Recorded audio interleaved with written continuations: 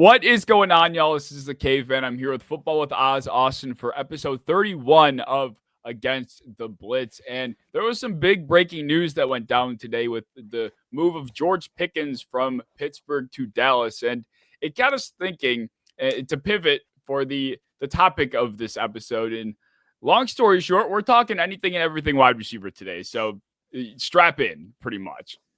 Yes, we are talking about building a wide receiver. We're talking about ranking our wide receiver twos. We're talking about overrated, underrated receivers. Today is the receiver summit. We are getting into everything and anything wide receivers. But to start it off, we're going to try and build our peak wide receiver using only current players. And I'm not sure how you did it, but I only used the same receiver once. So I couldn't just plug Jamar Chase and Jefferson in for every single pick. But we are building the best receiver out of 2025 NFL wide receivers. Yes, I also did the same thing. I did not spam any single player. I had everyone just in there once. And the the attributes that we went with include frame, route running, hands, speed, strength, IQ, rack, run after catch, contested catch ability, as well as run blocking. So, build the most well-rounded guy you can. I mean, I think starting with frame is a pretty good place to start. What type of body are we working with? I personally put a little bit more thought into this than I think maybe you or anybody really would. I thought a lot of people would go with the DK Metcalfs or maybe like the Mike Evans or, tall, fast freaks that are just good size. I went with Puka Nakua's build for my frame. I was trying to think of guys that I felt like were stockier, that didn't look like they had really long limbs, who could, suffer a lot of lower body injuries, although Puka did have a knee injury. But nonetheless, I feel like the lengthier, skinnier, taller guys are more susceptible. So I went with a bigger frame that I feel like could be good at tackle breaking, but also tall enough to make catches over their head. So I feel like Puka's frame and girth. He's got girth. Hey. You don't know that. But yeah, I didn't overthink it. I went DK straight up. I mean, 6'4", 235 with like 2% body fat, and he only eats candy. I don't know how he does it. Puka Nacua can not only eat candy, he has to eat like rotisserie chicken to get his body that way. But yeah, I'm taking DK all the way. I mean, the dude's a mammoth. Yeah, I probably should have, but I wanted to think. I wanted to overthink. I appreciate it. I wish I did something else. I'm going Tyreek Hill. Yeah, right. Well, route running, who'd you go with? I kept it simple. I went Justin Jefferson here, and he could have gone anywhere, but I feel like that's the best attribute of that guy, and I feel comfortably that he is the best in the world at what he does. Yeah, Justin Jefferson was in this conversation for me. I, once again, for the sake of being slightly different, I put Lab McConkey here. I mean, this guy is surgical, like a rookie receiver that is able to, went from being labeled as the white slot guy coming out of college to now being in, XYZ, type receiver that can really win anywhere. Like I've appreciated the receiver that Lab McConkey, already was. He was this receiver coming into the league, and people just didn't see it that way. So I went with Lad here. I promise that's probably my last different pick. I appreciate it. I mean, he is clean. And he's a better downfield route runner than people actually give him credit for. So I appreciate that 100%. Hands could be. I want to know how you came to your conclusion with the hands that you have here. I went to guys that not only can grab crazy balls above their head, but guys that also just don't drop the ball. Like I want to feel comfortable that when I throw it to this guy, he's catching it. So I put Terry McLaurin for my answer because I've never seen him drop the ball, and his contested catches are disgusting. Yeah, I also went with Terry McLaurin. that guy. Yeah. This was an easy answer for me. I mean, I've seen him make every single catch I think humanly possible. Whether it's jumping above people's heads and mossing two guys, or scooping it off the ground, or one hand, or tracking it over his head. Like any single catch you could think of, I think Terry's made it at some point. So this was an easy answer for me too. Speed. I didn't go Tyreek. I went with Worthy. Okay. Who'd you go with? I like Worthy. I didn't go Tyreek either, but I went Jamison Williams. Okay. So a different type of speed, but him and Worthy are a lot closer in their type of speed than they are to Tyreek's. But yeah, that's awesome. Actually, yeah, Xavier Worthy. I didn't even think about that. Yeah, I just thought the guy ran a pretty fast 40. So Yeah. I do John think Ross. Yep. hopefully this year he'll be unlocked more down the field. I feel like they just weren't like on the same page at times. And then like with the last 5 minutes of the entire NFL season, Mahomes says fuck it and uncorks this rocket to Worthy, who just sprints past the secondary and makes a disgusting catch. I'm like, hopefully we see more of that, because that's pretty much what I think he was drafted for. So I did go with Worthy there. Strength. I'm interested to know who you went with for strength. I went AJ Brown. Like it feels like if you ever watched LeBron like drive to the hoop with like guys trying to pull him down from behind and they can't. Like that's how it feels when people try to guard AJ Brown. He just outmuscles everybody. He's like 6'1", 230 almost. Like he's just a tank. Yeah, that was easy for me. I went with AJ Brown as well. He just his frame is like so scary for any defensive back in one-on-one coverage. Like there's just no, if you find yourself out of position against him at any second, you're not getting back in. You're not getting back inside or back in phase. He's going to completely box you out. He's probably the best at it at this point. He is the best at it at this point, I would say. IQ is an interesting one, though. I really feel like you can go anywhere with this. So I went with Devontae Smith. I think he is somebody I've been quoted saying that Devontae Smith to me is like a very quarterback friendly receiver. And I think that's kind of what this comes down to. He's, if you're a quarterback friendly receiver, that means you know where to find the space in the zone. You know how to come back to the football. You have a high awareness level. And I feel like Devontae Smith is always available, which is so big. So, although you could go a lot of different ways with how you interpret IQ. So I went a little different. I took Puka because like just the amount of assignments that dude takes in terms of like he's constantly motioning, he's constantly in a different part of the formation every single part of the game. He also is like that quarterback friendly, coming back to the football type of player. So Puka Nacua, he's my answer. I'm glad we both got him because I am really high on Puka. Yeah, Puka probably. I was actually thinking about it. Like, is Puka just actually the receiver we're trying to build? Like, maybe without DK Metcalf's size. Like, outside of that, he probably is like everything you could want in a receiver. Yeah, he has all the girth that you could ever ask for. He is. He's beefy. He's got he's got that like torso frame where like if you went in shoulder first, you're gonna bounce off kind of thing. Like he's not. He's got girth. I almost did Andre Yoshivas because he graduated from Princeton. I was like, he has to have a pretty high IQ, but I stuck to football. Yeah, he probably does. Maybe like, who else went to like a high-profile school like that? I feel like Justin Watson went to Penn. Really? That's about it. How'd you know that? I don't know. How the fuck did you know that? Contested catch. Don't say George Pickens already. I know. I did not say George Pickens. I know. No. I mean, close. He's good at it, but yeah. I mean, I took a guy who I feel like this could also be Terry. I thought about it after the fact, like hands and contested catching probably somehow overlaps, but I went with Courtland Sutton, another guy that I feel like has made so many different types of contested catches, and his body control is phenomenal too. Like there's a lot that goes into grabbing a ball in coverage, and it's not just like mossing somebody. And I feel like that's a lot of more so what Pickens does.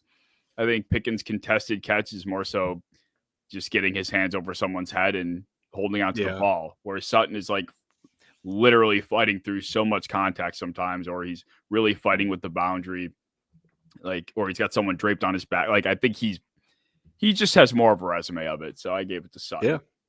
I also had Sutton, but I'm going to change my answer just for the sake of it, because I think a lot of Sutton's is like success is also because he's like 6'5", but I'm changing it pound for pound. Devontae Smith. Yeah.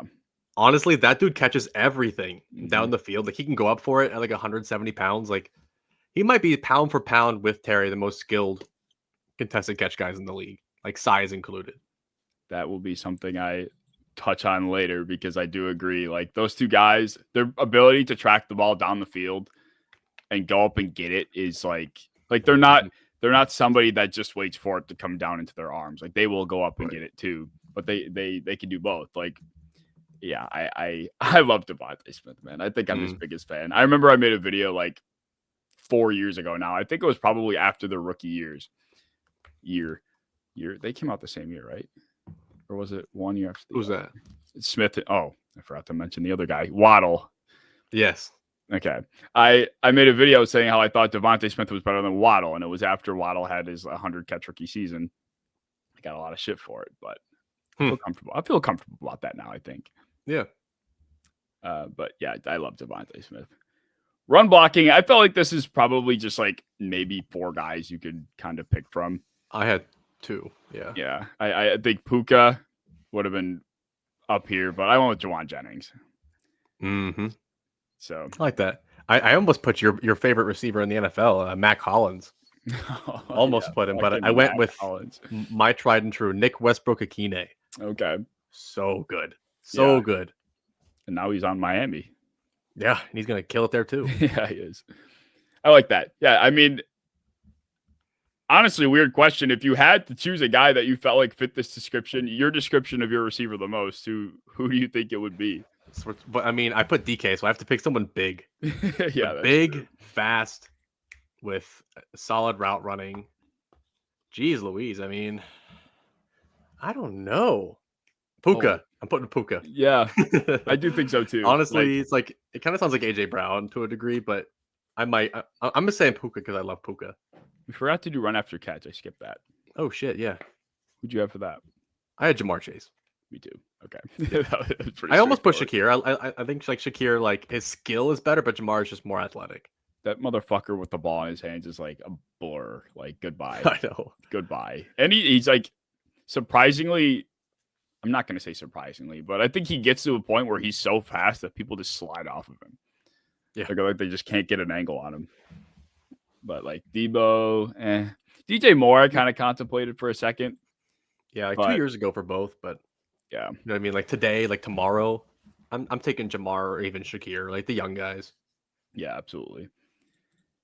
Well, talking about Shakir, who potentially could be labeled as a wide receiver 2 on some offenses, maybe not the Bills' pitiful room, but we ranked, as we mentioned, top 10 wide receiver 2s. And this was kind of also sparked by a conversation we had on an episode like a couple of weeks ago where Jordan Addison was apparently labeled as one of the best wide receiver 2s hands down by our comment section on one of our TikTok videos.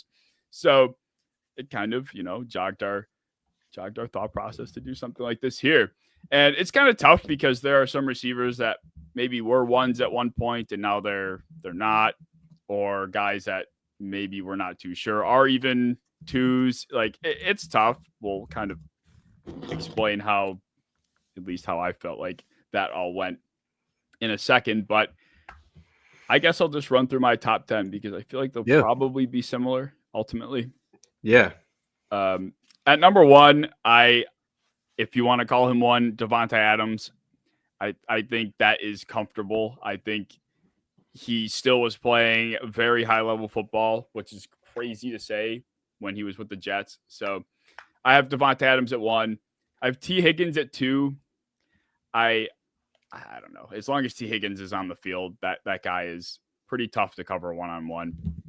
I have DeVonta Smith at 3. Jalen Waddle at 4. I have Travis Hunter at 5. I have Travis Hunter at 5. Like, just wait. Let that one marinate. Let that one marinate for a bit. I put George Pickens at 6. Chris Godwin at 7. Juwan Jennings at 8. Xavier Worthy at 9. And I did put Jordan Addison at 10. I did. We had the same top 4. And then actually like a lot of very similar picks in between. There's only one guy that I have that you didn't, which is kind of crazy actually. But yeah, Devontae 1, T. Higgins 2, DeVonta Smith 3, Jalen Waddle 4. I went Godwin 5, Travis Hunter 6. Okay. So like almost the same. And then George Pickens 7. I did put Jordan Addison at 8. You know, I'm not going to hate on the guy too hard, even though I was in the comment section. Jamison Williams, 9. Xavier Worthy, 10. Yeah, I almost put Jameson in, but I don't know. Maybe it's just because I feel like his fit is so perfect in Detroit that it makes him. I almost do feel like he's probably made to seem a little bit better than I feel like he is, because he does just play that perfect role of being the deep threat, and he runs the crossers on the play action passes, like, and it works. It works for him, and he gets the occasional jet sweeps. Like, he had like 1,000 yards almost this year. Like, it's actually kind of like really weird how well that works. I know.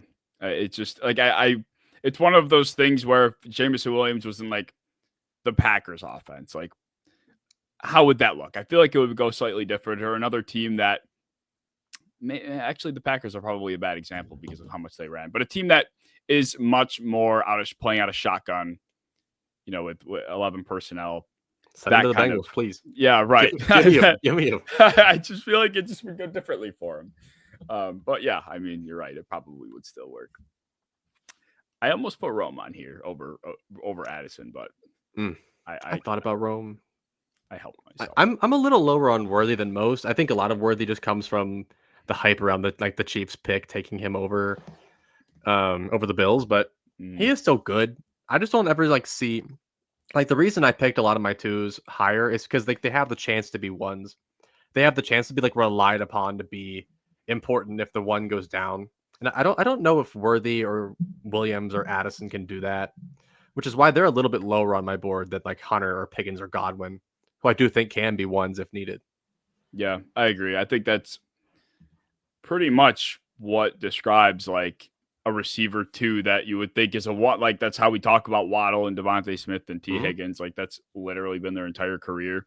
And a guy like Addison, I know people were going to bat for, but I guess I don't think of the way I put it into context in my own mind is, if I think of some of the best wide receiver duos in football, I don't really have Minnesota that high on that list. And that's certainly not because of the wide receiver 1. Right. Yeah. So if I'm going to be putting, like, if Minnesota's wide receiver duo was in the conversation of, like, you know, the Bengals or, you know, even the Bucks or even any of these other teams, then I would think maybe more highly of Addison, but I don't. So if they're not in those conversations, then he's just like, he hasn't had 1,000 yards, and I think he scores a lot of touchdowns, so people like him. Like, he's fantasy relevant, so that makes people like him a lot. He was a first round pick, so people think like that really matters. But almost all these guys were first round picks or pretty close to it. So I think there's just a lot of love for Addison for some reason, but I just can't comfortably take him. Like, he's not better than Pickens. Pickens has had 1,000 yards. He's been a wide receiver 1 for like 2 straight years. Travis Hunter just has so much upside. He's instantly better than Addison to me. And like Godwin, Waddle, those guys have all been highly productive for years. So can't do it, Addison. Sorry. Yeah. Sorry. Can't do it. He hasn't proven it. Yeah. Yeah, no, I agree. I think too, like, he's I don't know, like, he's just good. That's it. He's fine. Yeah. I mean, he's not bad. He's my 8th best wide receiver too. Like, that's not terrible. Like, he can score. Like, he can be a wide receiver 1 for a small stretch of games. But like, for a full season, also, if he wasn't a part of the KOC offense, like, that has produced receivers time after time, I don't know. I feel like he's somebody that would be different if he played in like the Raiders, or if he played for like the Titans. Like, I don't think we would ever hear of him again. Yeah. But if you put like AJ Brown or Jamar on those, like, you still hear about those guys. If you put Godwin on the Titans, like, he's still relevant, but I just don't think Addison is. Yeah, I agree. I mean, you could say that about a lot of the guys that I left on the outside, which is why they ended up being on the outside of my top 10. Like, at this point, I know people will probably be quick to throw like Cooper Kupp on this list still, or Debo. It's like, like, I'm good. I thought about him, but like 2 years ago, they'd be like number 1, but just they're so beat down. Yeah, I can't. Especially Debo, man. The guy's just cooked. He's the definition. He's the definition of cooked. Like, if there's one guy you look up in the dictionary to see who is cooked, it's Debo Samuel. Unfortunately, fair. Yeah. And my dumbass traded for him, thinking he was going to go crazy when Ayuk tore his knee. And No. here I am, waiting in the playoffs, begging for a fucking touchdown, and he drops a slant that would have went for 20 yards. I wanted to fucking kill him. That was the week after he complained about not getting the ball, by the way. I remember that. Oh my god. Yeah, that was painful. But yeah, I mean, it feels safe to say like you find him pretty overrated still. Is that where we're? Is that where we're at? I think so. I would say, I don't know. I feel like the book's kind of out. Like, and I don't think anybody really thinks Debo's good anymore. But there are certainly receivers that I do think deserve the overrated tag. And my top 5 overrated receivers looks, I don't want to say a lot different than it would have like 3 or 4 years ago. But the reason why I say that is because I think I would throw the word or the label overrated on a lot of guys where there's just a lot of different realities when it comes to receivers that makes me appreciate why they might not be producing, or maybe why they could be deemed overrated. And truthfully, they're not. Like, there's just a lot of different elements to a story that makes it more difficult for me nowadays to label someone as overrated. So I'm interested to hear your top 5, because it was tough for me to make this list. My overrateds, they don't all mean that they're bad. It doesn't mean that they're overrated forever. It just means like their public perception right now is not where I have them, pretty much. But number 1, I got DK Metcalf. I think especially like considering how much he was paid and like the idea that he's just going to walk in and be a wide receiver 1. He hasn't really been a successful wide receiver 1 ever. And now in a worse offense, I don't think he is. But 2, I went Marvin Harrison Jr. And that's someone I thought was just an overrated prospect. I mean, like the generational tag was on him all year, but I had him as my wide receiver 2. So I just never agreed with that. I did have Debo on my list because there's some people that still think that like his contributions matter to Washington and like they didn't need to get a slot because they got Debo. No. You needed a slot and they didn't get one. I did have George Pickens at 4. Again, almost the same reasons where people think that he's like a game changer on your team, but he's just a solid 2. And then 5, I hate it, but I put Chris Olave because he can't produce. He's been in the league for so long and he's always dead. He's always dead. That's part of it. Like you have to stay healthy. He's so small and like weak that he just gets beat to death every single time he goes and plays football. Like Puka's not getting beat to death like that because he's too strong. Yeah, poor Chris, man. I have thoughts on. I'll save my thoughts on Chris Olave because that overlaps with something else I have. But I do have some guys similar to you. I don't have this in any particular order, but if I were to put it in order, I'm gonna say it. I think Amon-Ra St. Brown is overrated. I think I'm so not a fan of putting honestly pure slot receivers in these upper echelon dominant receiver conversations. I just don't. The only time I did it was when Cooper Kupp was having that Cooper Kupp season. And Amon-Ra has not even come close to sniffing the numbers that Cooper Kupp had that year around that time. Yet he still gets thrown into these top 10, top 12 talks. The only reason Cooper Kupp was ever vaulted into that conversation was purely because of his production. And Amon-Ra has never reached numbers to that extent. So why is he getting almost similar type of hype? Like, he's great. He's a player that you definitely want your quarterback to have. But if we're talking about a guy that you want to throw on the team that you are starting from scratch, I can to be your number 1. I can think of so many more guys I would prefer archetype wise. It's just he's reliable. He's a great route runner, but he's not doing much else after 15 yards.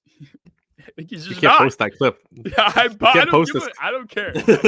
I don't care. Like Amon-Ra's good.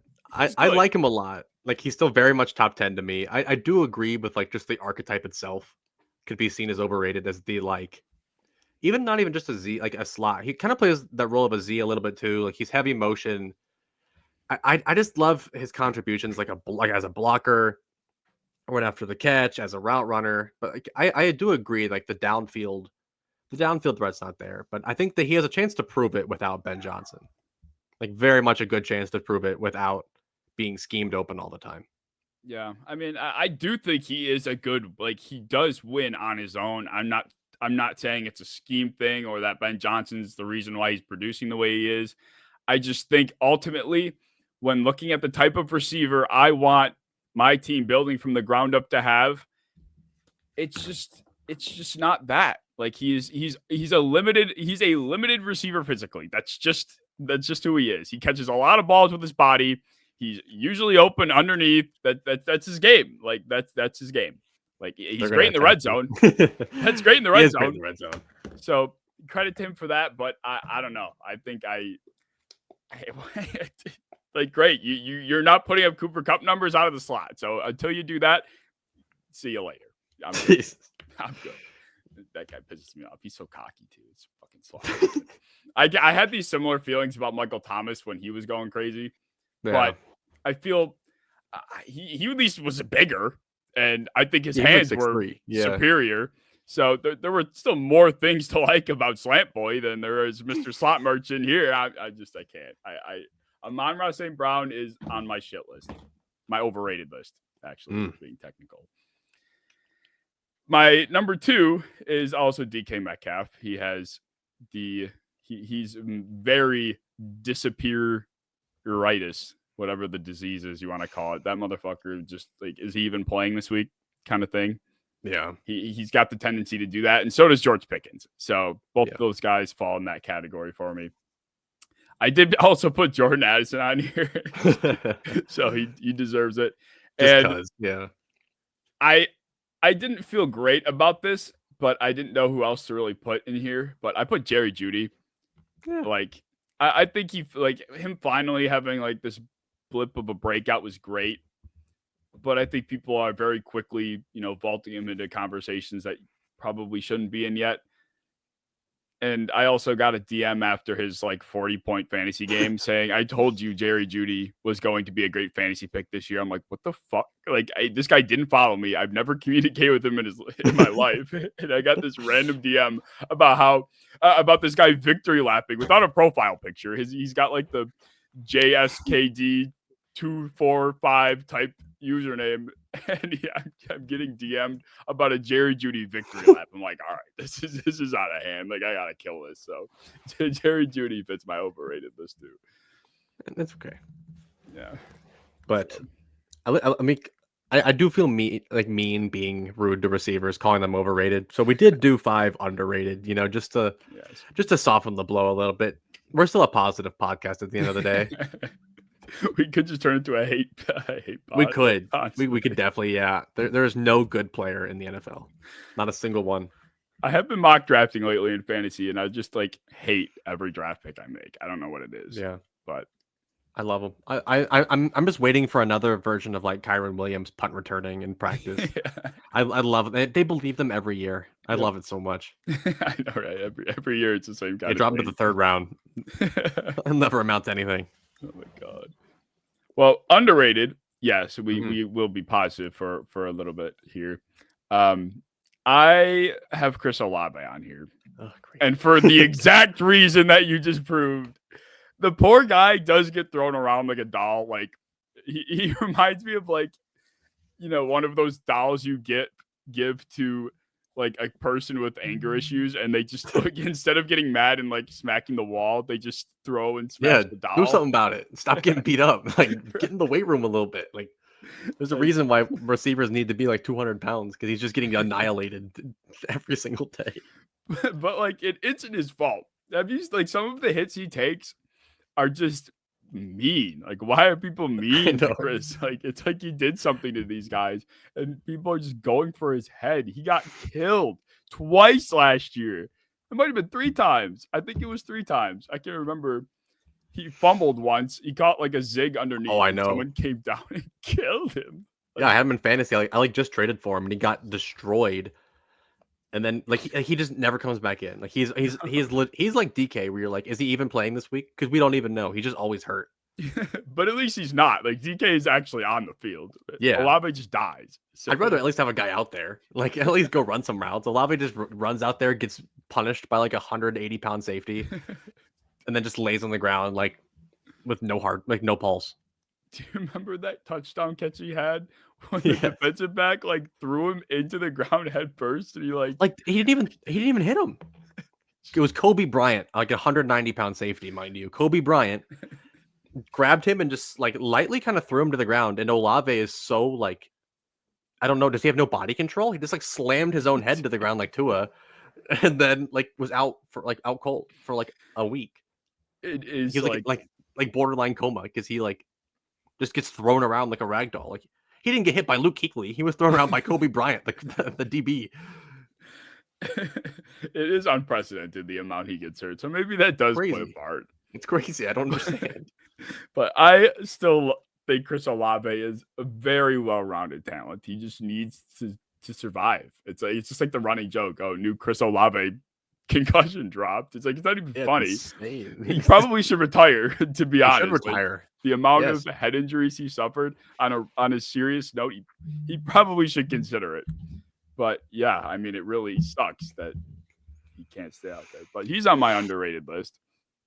I also have there's different levels of players here. I just noticed.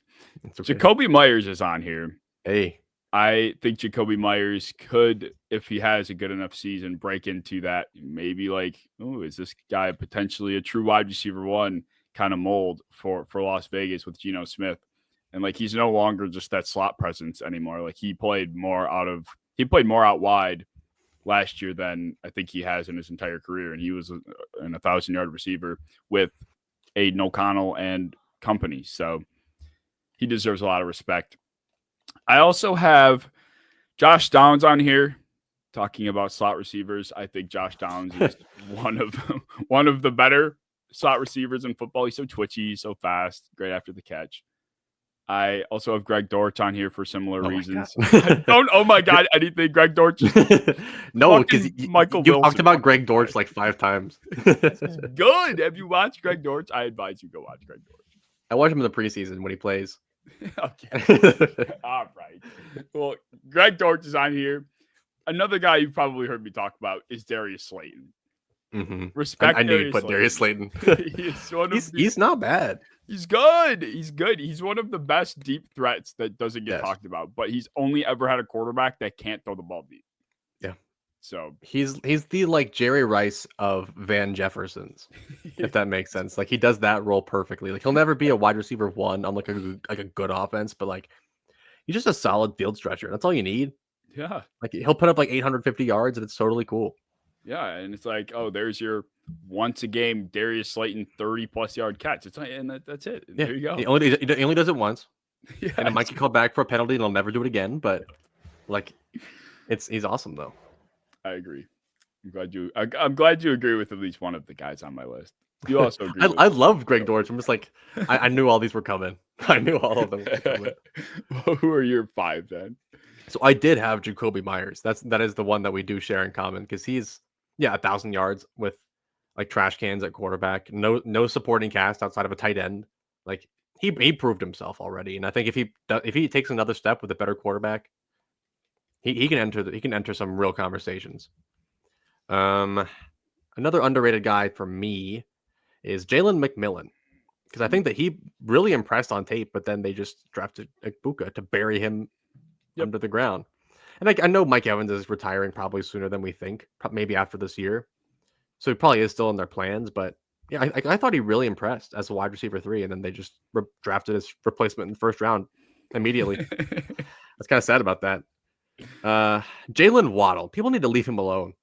Like he's been battling injury the last 2 years with terrible quarterback play. Like 3 years ago, he put up like 1,300 yards. And he also proved he can be a wide receiver 1. So I don't know where the disrespect's coming from because he's really good. You want to talk about a guy that needs to stop getting hurt? That guy needs to toughen up, get some thicker damn skin. That guy's always hurt. Like he has like 3 1,000-yard seasons. That's okay. Just Chris Olave. You want to shit on Chris Olave? He's got Jalen Waddle's got the same issues. People talk about Olave like he can be like a top 20, like a super end, like top 20, top 15 receiver. He good. Like elite wide receiver 1. Everyone knows Waddle's a 2, but he's like good at it. So could Olave. He's just always dead and not playing with a good quarterback. So. And Waddle has like ankle stuff. It's like an ankle injury. It's not like being beaten to death by like a 10th grader. Yeah, but that's like more annoying though. Is it like you see Chris Olave get like blasted in the head? It's like, okay, I understand why you're out. But you see Waddle like roll his ankle once and he's out for like 7 weeks, or he's like going to play, or he's always questionable. And it's always the serious type of questionable. It's so annoying. Did you have him in fantasy recently? I had him last year. That makes sense. That makes sense. Every week, questionable. I'm like, dude, like, please just play. And then he does, and he wasn't even like the 5th option on that team. They were throwing to fucking Devon Achane as the first option. Jonnu Smith apparently became good. Yeah, like out of nowhere, age 31 season, Jonnu Smith's like a top 5 tight end. Dude, Mike McDaniel. I hate their offense so much. They're so stupid. That guy was a terrorist this year, a fantasy terrorist. It was awful. It was awful. But I had the better Cardinal, Michael Wilson on my team. Oh my! He's so I good. hate that guy. No, he's so solid. He was like a 4th round draft pick. I don't know why anyone would hate him. He just comes in, like produces like almost the same as Marvin Harrison, and no one cares. They're like, he's good looking. Yeah, he's tall. Yeah, he's athletic. Yeah, he can track the ball downfield. But I don't like it. I'm like, why? Like he had like actually like really good production compared to like what people think. And then my boy Nick Westbrook-Akine quietly had like was one of the most productive receivers in the NFL in terms of scoring. Also is like an elite blocker, and like they're just like, he sucks. What? He's like the Dolphins wide receiver 5. No, he'll be their 3 and probably their 2 if Tyreek leaves or goes to prison. So yeah. Just watch. Yeah, he was like the only guy scoring touchdowns in Tennessee, and they just did bye-bye. Like 10 touchdowns. And was their best blocker, including their lineman. Yeah, that's crazy. And people think Cam Moore is just gonna like change the franchise. Not happening. No. Treylon Burks. Top 5. Tyler Lockett. All right.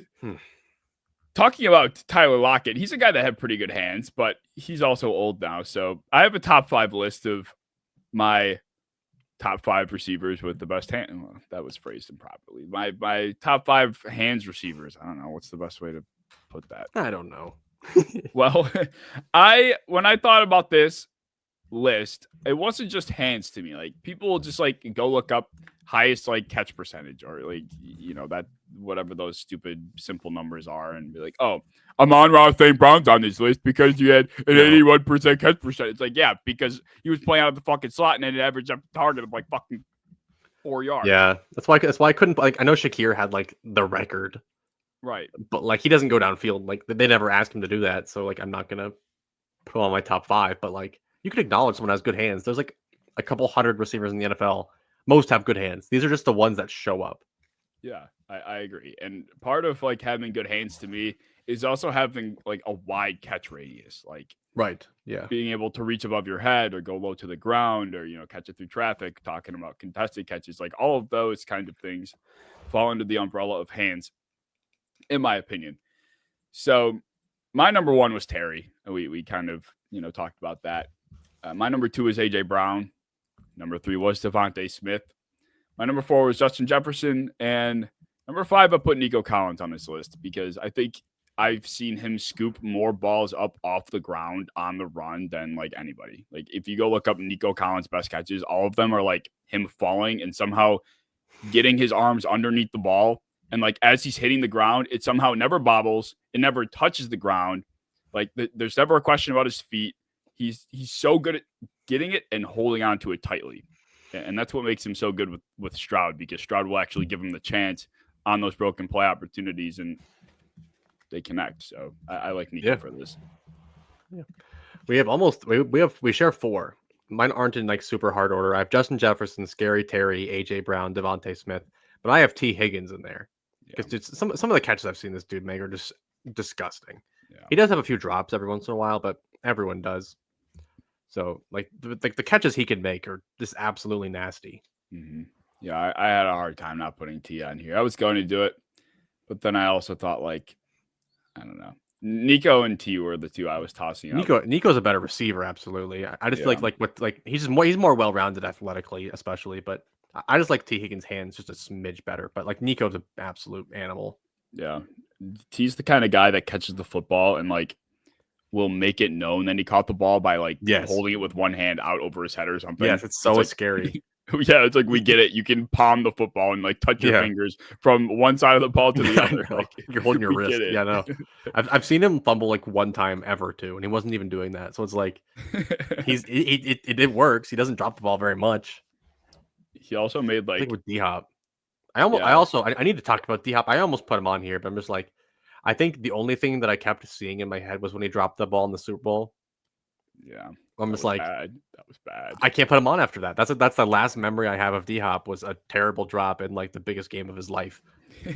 I can't. I know he's like age like 35. I don't care. I can't do it. Yeah. It's not 2019 anymore, so I think it's justifiable. But yeah, I almost put. Sutton could probably have. I know. Yeah. I think the average person's list would probably be George Pickens, Cortland Sutton, Mike Evans, like who else? AJ Brown. I almost put Mike Williams on there. Really? Just some of the catches, like he's terrible at everything else, but like the hands.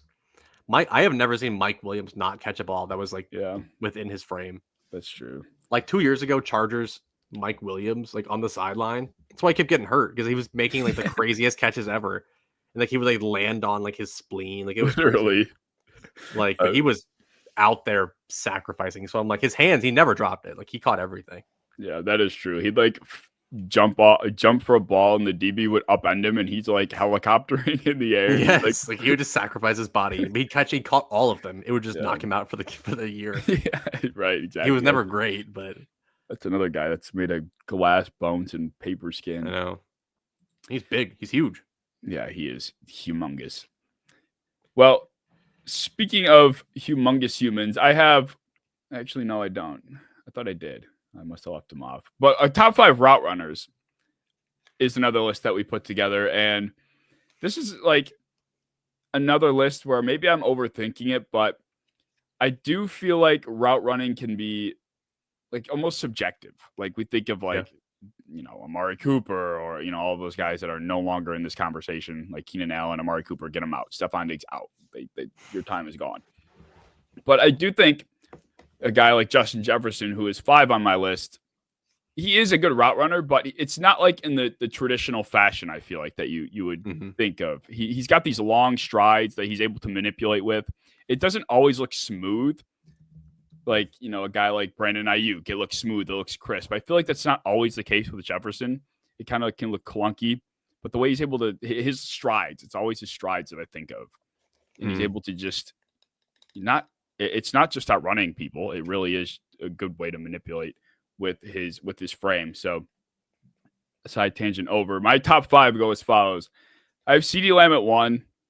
I put Ladd McConkey at 2. I have Devontae Adams at 3. I put Puka at 4. And I put Jefferson at 5. Yeah. I share a lot of the same ones. And they all are great. There's like 20 people you could realistically put. You could even put you could even still put Diggs. Like I wouldn't be that mad. Yeah. But just like I have Jeff. I didn't really put them in order because they're all the same to me. But Devontae Adams will always get his flowers. Justin Jefferson, Jerry Jeudy, I still put on here because he's not great at everything else, but the routes are clean. Yeah. I do have CeeDee Lamb, and I did put Jamar Chase because I think that he's a very underrated route runner, especially when you talk about like manipulation. Like he doesn't run like he's from Miami, if that makes sense. Like Miami boys have a route running style. Yeah. It's like the 7-on-7, like it's like the Travis Hunter style of route running. Yeah. But like Jamar, like his speed manipulation and like his physicality in his routes is like really underrated. That's why he caught the most balls in the NFL last year. Yeah, no, I agree. I think it's kind of. Do you think Justin Jefferson fits that? I think he does. Like, so? Like he doesn't run like he like not everything's super crisp, not everything's super like twitchy, but it's just the effectiveness of it, like the ability to like manipulate like the DB's hips, get him turned around. And it's also like how often you see these guys catching comebacks and catching these like out routes. Like there's some receivers that I've never seen catch a ball on the sideline. Debo, never seen him catch a sideline ball. Yeah. Because he can't get out there. Like the DB's on him. Like they have to run drags. But like Jamar and Jefferson, like they win to the outside a lot. It's hard to do. Yeah, that is very true. Like I could picture these guys like making those catches because it's like the manipulation part is so important, and just knowing when to break the route off, and understanding like how much depth you have to get, or like maximize the amount of space that you have between you and the defensive back. Like how many guys understand like they can't get too close, or else the defensive back's going to get underneath it and break it up. Like understanding how fast they truly can change direction. So yeah, that's very true. I mean, there are so many ways we could go with this. Like I have like funny enough, I asked ChatGPT a bunch of questions about wide receivers for this episode, and there was like actually a lot of intuitive questions, like a lot. So I feel like why not run through just a bunch of them? Do it. So yes, ChatGPT did ask these questions, but they're good. And the first one I want to start with is very interesting. Where did it go? It's what I asked you prior to the show. Do you think the X, Y, and Z receiver roles still matter in modern offenses? Not really.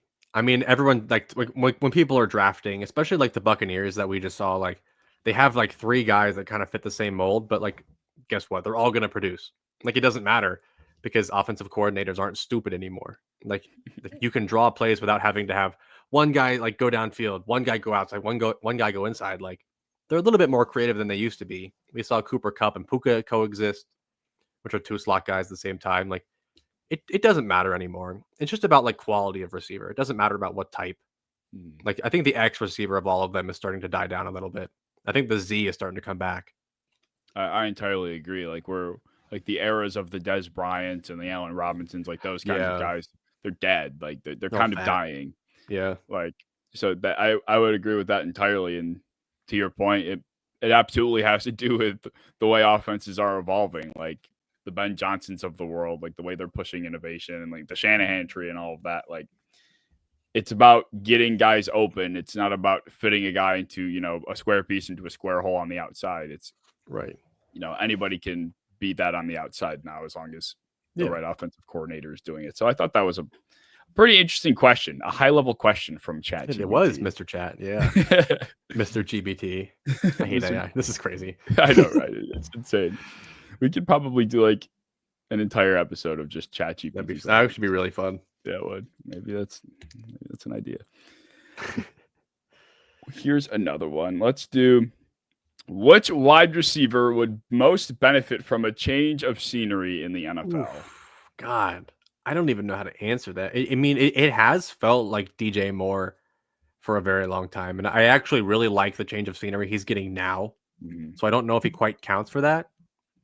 But if not, I'm going to go Malik Neighbors because he's so good. But now he has to play with Russell Wilson, who can only throw checkdowns and moon balls, which is like everything that Malik Neighbor doesn't play like. So like this kind of sucks. Like he's just going to get his year 2 ruined by a shitty quarterback. I'd rather have Jameis. If I was a Giants fan, I would rather have Jameis and Dart at QB2. Like Russell Wilson's going to screw everything up, and I hate it. Oh, 100%. Like, and that is true. Like, it's just not the right fit. Like Russell Wilson and George Pickens was a match made in heaven. Yes. Oh my God. Like that. Yeah. It literally was. Like Russell with DK Metcalf and George Pickens would have actually been like a fun offense. But now they're going to go Mason Rudolph or Aaron Rodgers and have no receivers. But Malik Neighbors is another one that I really wish I thought about more for route running, because that's also why he caught so many balls, because he's another guy that like kind of comes from like the Jamar family. Yeah. Where he can break outside, win short, win medium, and win deep.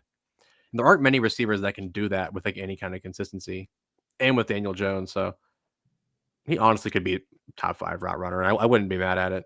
Yeah, I agree. Like the Jamar family is a good way of describing like those types of receivers. And even though it hasn't come up statistically, but even like a Garrett Wilson, for example, who we actually haven't even talked about to any capacity yet, is another guy that kind of falls under there. And I have such a hard time ranking him nowadays, because it's like, we're on to year 4, I think, and it's just, and now he gets Justin Fields, his college teammate.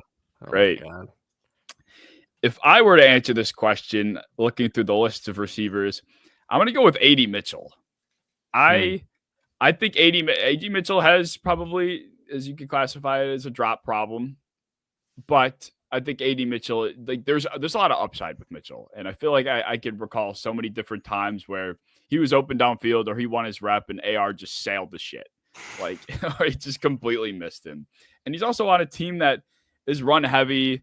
That I won't say he's quote unquote buried on, but the Colts ironically have, for being a run first team with shit quarterbacks, have like a mid-level receiver group. Better than the Bills, better than the Steelers. Like, Yeah, you can even argue better than like the Ravens. Like, there are a lot I of would. teams Yeah, their room is better than, and he's kind of, I guess, the odd man out. Like with Alec Pierce, Michael Pittman, and Josh Downs, he is kind of the odd man out. So I would like to see him in an offense that just was a better fit, because I do think he could be a breakout candidate, but he'll never be that on this dormant organization.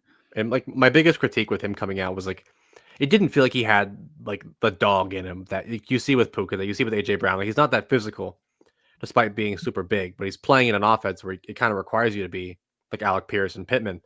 So like, yeah, I think that's just what they value, and he doesn't give them that. So I think it's going to be a while until we can fully see like an AD Mitchell breakout. Well, that's why it was so weird that they went with him. Like it didn't make sense at the time to me, and it just hasn't worked out for what were foreseeable reasons at the time, in my opinion. Chat GPT, what else do you have for us? Let's see. Is there a wide receiver you see next as the insert legendary receiver? Let's say the next Jerry Rice, for example. Yeah, well, that's probably drastic, but you get it's hard not to do Malik Neighbors as the next Jamar, but I think that Puka is the next Larry Fitzgerald, where he's like he's never the best or even top three really, but like if he sticks around for a while and he plays the way he is now, he'll be legendary. But he talks about how he wants to retire at 30, so that probably won't happen. But if he does, I think that he comes from that mold of receivers. I like that. That's a really good. We're clip farming. That was really good. I didn't prepare for this one. This was off the top of my head. Yeah, no, that was a great comparison actually. Like Puka could, if he cared enough to go that long, he is the type of receiver that could be. I could see him at the age of 37 running routes out there for, beating the Packers in overtime. Yeah, seriously. So that was a good one. But what's yours there? I think, I mean, Malik Neighbors could fit that description, like to have the rookie season he had. But Justin Jefferson has also obviously started blazing hot for a young career. It's kind of hard not to say Jefferson, but I think we'll go with Jamar. I think Jamar is the best receiver in football right now. I thought prior to even last year, he was closer to Jefferson and closer to that receiver one conversation than people even gave him credit for. Like, there is nobody that I think is a better tackle breaker in the short game, but also just so threatening down the field. Like, there is nobody that is so good at both. So, right. Like the play, like Deebo Samuel has his highlight reel of, short passes that somehow go to the crib after he breaks through tackles, but Jamar Chase's is equally as impressive. And like, how many players have multiple 200+ yard games and 3 touchdowns? Like, there are not many of those. So as long as he can stay healthy, Jamar Chase. Jack Besh is the next Puka. Jack Besh, is that a legit take? I feel like he comes from that line of receivers, like the super smart, super likable, super physical, good route runners. Just lack the like burner speed, but like in the right offense, like I think he could be similar to that. Yeah. Well, this is a good one. This could feed my hate train. Who's the most scheme dependent receiver in the NFL today? Ooh, and I don't think scheme dependence is a bad thing necessarily, because like it just kind of means like there's a way that you win and you win it well. But honestly, like it's Khalil Shakir in terms of like that he's really, really good. I love Shakir. I've been on his train forever, but like I had him in fantasy, so I watched all of his games. If you asked him to go like downfield, like win a route down, it was not happening. Like almost all of his stuff like existed in drag routes and screens, and like, but he killed it because he's like arguably the best in the league at what he does. But like, I think that he's just very reliant on the type of role that he runs. That's a good one. And yeah, you're very correct. I mean, he was the Bills' receiving production because the Bills averaged like more passes behind the line of scrimmage and at the line of scrimmage than anyone else in the league. And yet, for some reason, it was Amari Cooper getting the screen pass in the biggest 3rd and 10 of the entire season. Like, arguably the best rack receiver in the NFL, like right there, and he runs an orbit, and then on the play after. That's so crazy. Yeah, that tough. I don't want to be reminded. I think my answer for this. Do I want to continue to hate? Jordan Addison. Amon-Ra.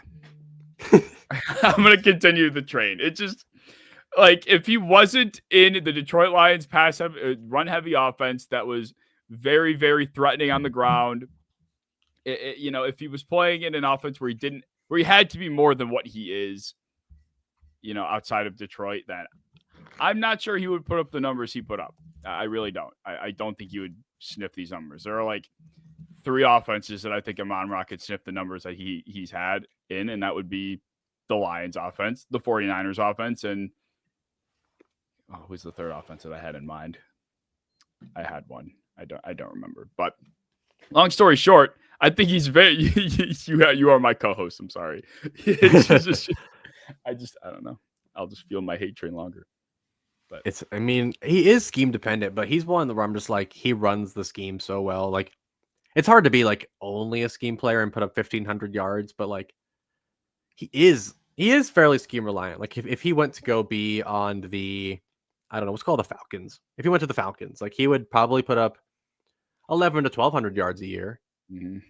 But like that's not crazy. Jerry Jeudy's doing that these days. Like, you know what I mean? Like he'd still be good. He's still a good receiver. But I do agree. Like the drag routes, the screens, the schemed production. Like he is, fairly reliant on that. Yeah, and it's not a bad thing. Like I said, I would have a lot of different archetypes of receivers that I favor over him. It's just the nature of it. I would believe you saying it's not a bad thing, but you opened it up with, here comes the hate trains. Yeah, well, because that's how people are going to interpret it. I know they will. Like, God forbid you have an abstract take nowadays. It's like now he's got his own podcast. The last time I like massively shit talked actually, I didn't even massively shit talk him. All I said, I said to TikTok once that I don't think Pat Surtain is CB1. It got like 800 views. Pat fucking Surtain was one of them and commented on it and said, "Why not?" I was like, "Oh." So, my luck, the way my luck goes. You have to be careful who you diss on a little bit. Look, that was like 2 years ago, and I said Jalen Ramsey's one still. So if you can't respect that, not awful. Yeah, that was fair. Awful. He was good at the time. He still is good. Yeah, he plays his role. He's scheme dependent. Yeah, probably a little bit. He should be a safety now, I think. Yeah. We could have this conversation for hours. There are so many questions, but I don't think I have anything else that's too pressing. If you had any other, Mr. GBT. Yeah, I don't think ChatGPT. I feel like we could save so much of this for like the future.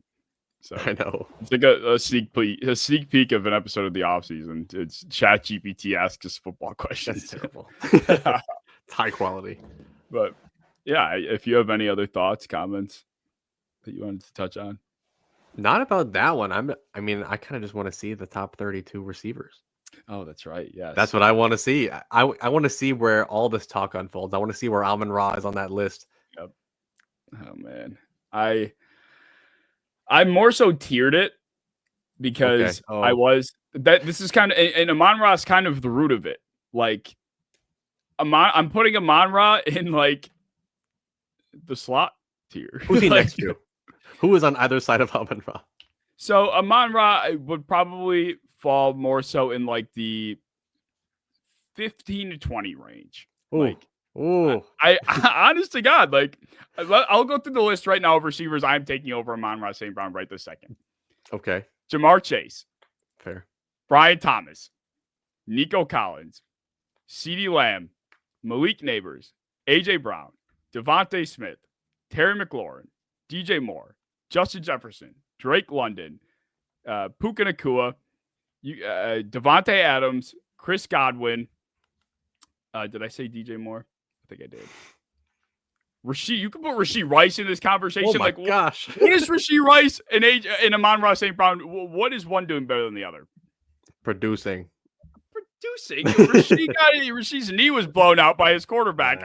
Rasheed would have been on pace. God, he was on pace to probably produce similarly, if not better, than Amon-Ra was last year. Mahomes just took out his own teammate. He did. Threw a pick and then He did, literally.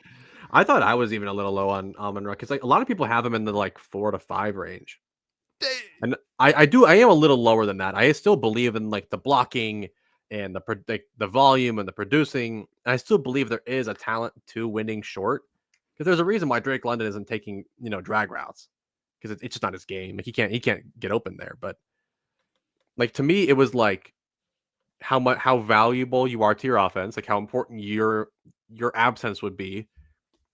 Production, character, blocking, and like their traits. So I did have him at wide receiver, I believe 9, which felt low to me, but too high. No, too high. Like I don't know. Yeah, I mean, I genuinely want Garrett Wilson. I didn't put on that list. Tyreek, I forgot about. Yeah, I mean, come on. Tyreek was the hardest one for me to rank, so I kind of put him in the middle. So I was like, he, at his best, he's like wide receiver 3, but like he also could just disappear and get arrested. So I had to put that into consideration. So what's your actual list? I'll put mine numbered as you go. Numbered. I put mine numbered. So okay. I went 1 Jamar, 2 Justin Jefferson, 3 CeeDee Lamb, 4 AJ Brown, 5 Puka, 6 Nico Collins, 7 Malik Neighbors, 8 Brian Thomas, 9 Amon-Ra, 10. Who was 10? I believe Mike Evans, Tyreek Hill, Drake London, Devontae Adams 14, Garrett Wilson 15, T Higgins 16, JSN 17, Devontae Smith 18, Ladd McConkey 19, and then I put Rasheed Rice at 20. And then right behind him, just do all 32. Jalen Waddle 21, DJ Moore 22, Chris Godwin 23, Zay Flowers 24, Pickens 25, Olave 26, Ayuk 27, Travis Hunter I threw in at 28, Cortland Sutton 29, DK, Jacoby Myers, and Jerry Jeudy. Okay. I like it. I mean, can I ask you a question? Yes. Like, what does Amon-Ra do better than Ladd? What does he do better? Yes. I think it's the physical brand of football that he subscribes to. That Ladd just does not. It's why football is a physical game. Oh my! You value the blocking. I think that I do. I mean, Amon-Ra arguably is the best blocking receiver in football. I almost put him down, but like it's also I think he's a better run after catch player. I think Ladd's shiftier, so it looks kind of cooler. But I think when it comes to like you catch the ball short of the sticks, it's 3rd and 1, and you want to plow through somebody, Amon-Ra can do that. He can absolutely do that, and I think he's better in the red zone too. So like I think that he just scores. I think he scores better. I think that he wins short better, but I do think Ladd's a little bit crispier of a route runner.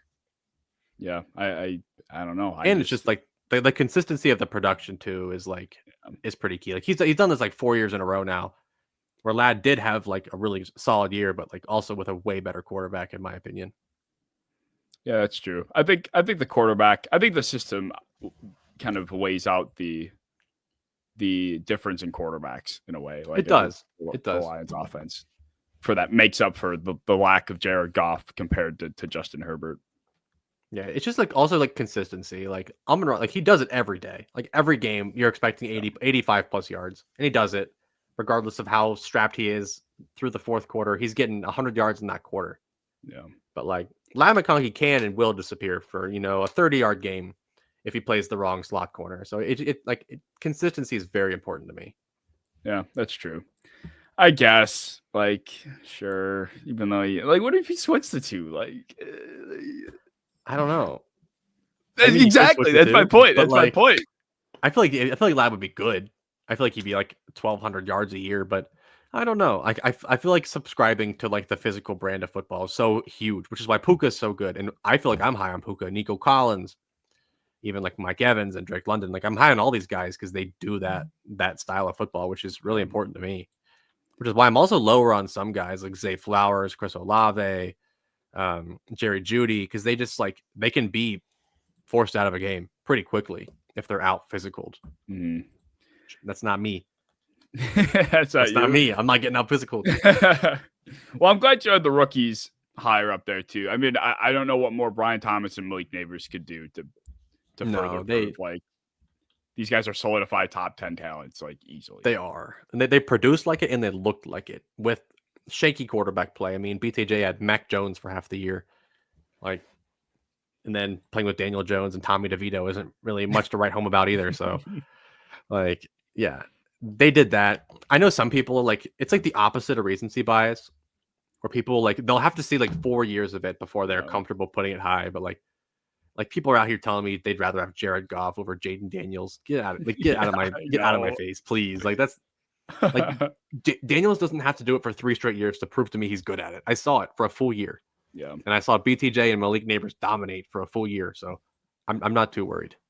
Yeah, that's how I feel. I used to be one of those people. I'll be honest. Like, how could you put someone that has never played a snap above, a 4-year NFL veteran? It's like, because nowadays, especially, like the instant impact of these truly talented rookies is just, it happens too often to like write rookies off or not be able to protect them.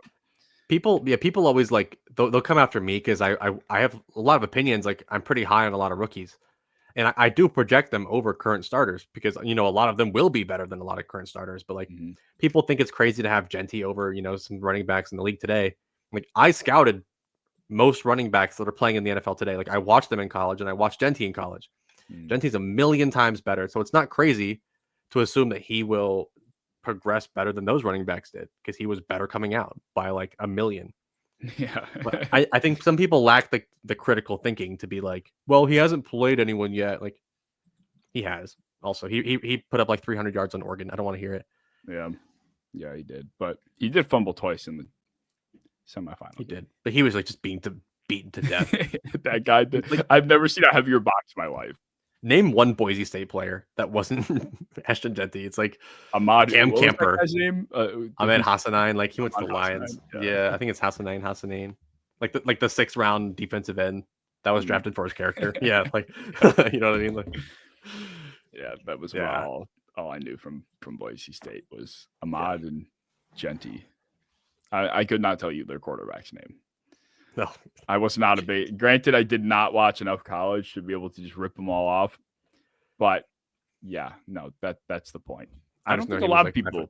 He was like 5'4". That's all I know. Wow. Okay. Well, not actually. He's like 5'10". But... Well, I put together my solidified top 10 because after that, my head will just become mashed potatoes trying to truly differentiate them. Every time I make this list every year, I will. It takes me days, like genuinely. And then even after that, I just keep switching it around. But my solidified top 10 goes as follows. I have Jamar Chase, Justin Jefferson, A.J. Brown, CeeDee Lamb, Puka Nacua, Brian Thomas, Malik Neighbors, Nico Collins, Drake London, Devontae Adams. Great top 10. Devontae Adams is so hard because like there's like a point where like, even he does it every year where I'm like, there's no one better than this. There's no one better. And then like he'll like have his Jets games where he can't catch and he can't get open. Where I'm like, I feel like this is like an effort thing for him. Like if he actually tries, like in LA, if he cares, he's gonna be top 5 again. Oh yeah. I just need to see him actually try.